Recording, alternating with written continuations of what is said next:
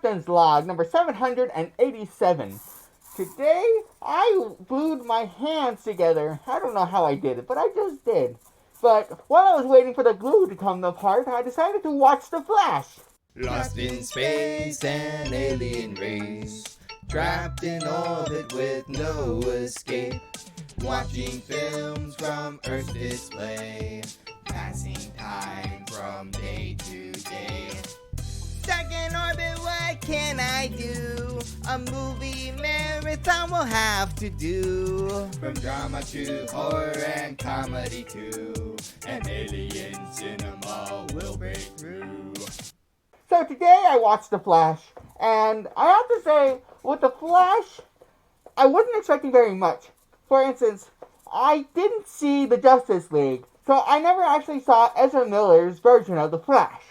So my expectations were kind of non-existent. My first impression of Ezra Miller, watching him in this film, without any sort of prior experience watching him as The Flash, is he is very, very not funny.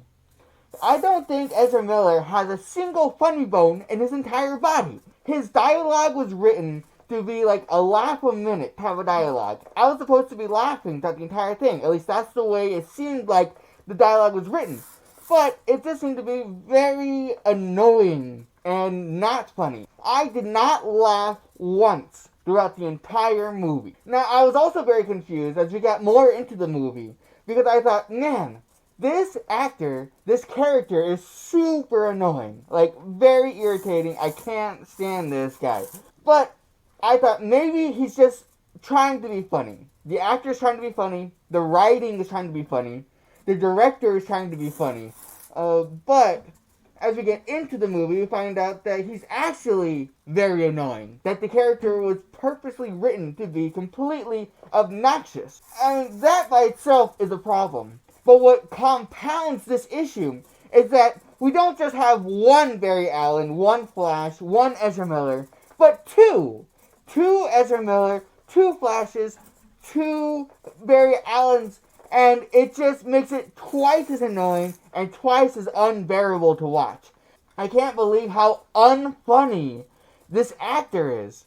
You know, and I don't know, maybe it's the actor, maybe it's the writing, maybe it's the directing, and maybe it's a combination of all three. But whatever it is, it didn't work at all. Now, enough griping about the main actor and character of this entire movie that is in every single frame of the movie.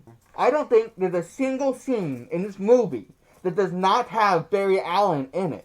And so you have to deal with this guy throughout the entire film. Now, of course, the themes of this movie, it's all about regrets and different choices that you have to make and the sacrifices and all that kind of stuff.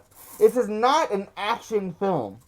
And that being said, if you want to watch a superhero action film, this is not it at all.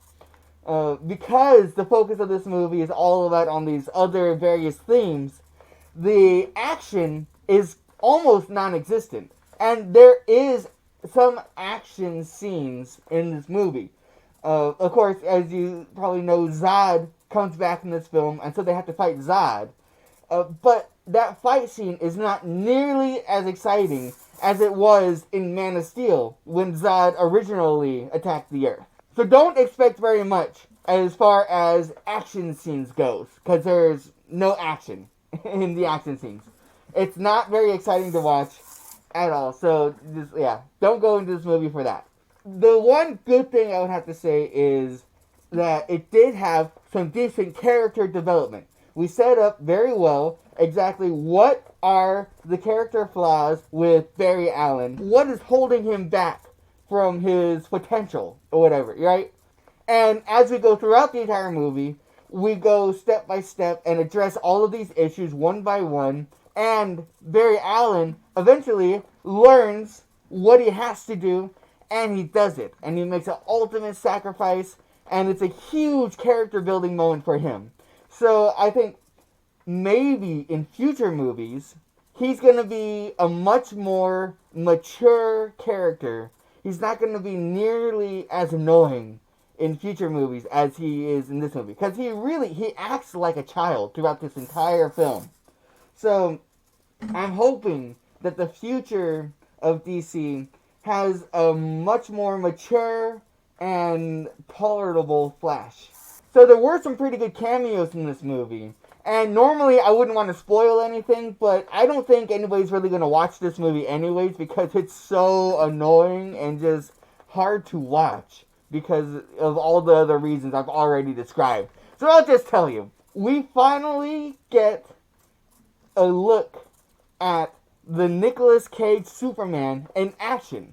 If you're a fan of DC movies, you probably know all about the failed attempt at turning Nicolas Cage into Superman. I believe that was a Tim Burton movie. And it didn't work out, obviously. We don't have that movie. It doesn't exist. But we finally get to see it in this movie. We get to see Nicolas Cage in action as Superman, and he's so cool. I really wish I had seen that movie. We also get to see other types of Superman and Batman from throughout film history. And that's the big thing in this one. They're really trying to build up the cinematic universe in this, or more like the cinematic multiverse in this movie. I'm not a huge fan of the comics. Actually, I never read any of these comics, so I don't know what to think. I'm just judging this from a film perspective. As a robot who loves to watch films, I feel like people who are big fans of the DC movies throughout history, starting all the way back in the 1940s with the original Superman TV series, I think that you would really appreciate all of the different references and cameos in this movie because they're pretty cool. Now, here's one of the issues with this movie, and also, I don't think it's intentional, because I know this movie was being made at the same time as other movies, but it seems late to the game when it comes to, like, the multiverse thing. After watching Spider-Man No Way Home, setting up the Spider-Man cinematic multiverse, and then also with Spider-Man Across the Spider-Verse, this movie seems like it's copying those types of things. And I know this movie was being made at the same time as those movies, so really, it's kind of coincidental. And maybe they were competing with each other. But the fact that this movie came out so late, it really feels like a copycat attempt at their own sort of DC type of multiverse. Do I recommend watching The Flash? Not really, because it really, like, even though there are some really good parts in there, the Barry Allen character is just so obnoxious and annoying, and compounded because there's two Barry Allens throughout the entire film. It's just really hard to watch. I do not recommend watching The Flash. Yeah.